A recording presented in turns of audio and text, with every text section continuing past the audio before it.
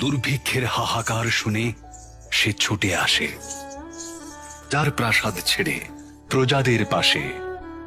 সে বাংলা মাটির কন্যা, এই প্রকৃতির খবরাখবর সবকিছুই তার জানা। বৃষ্টি হবে গো, বৃষ্টি হবে, বৃষ্টি হবে গো, বৃষ্টি হবে।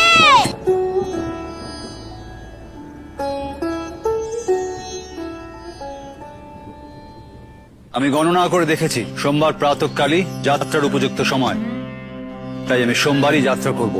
সোমবার তো নয়, মঙ্গলে উষা বুধে পা, যথা ইচ্ছা তথা যা, তথা যা।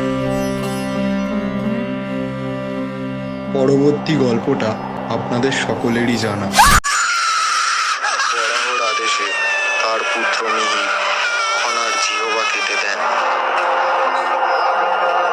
রচিত হয় লীলাবতীর জীবনের উপসংহার, আর শেষ হয় খনার বচন।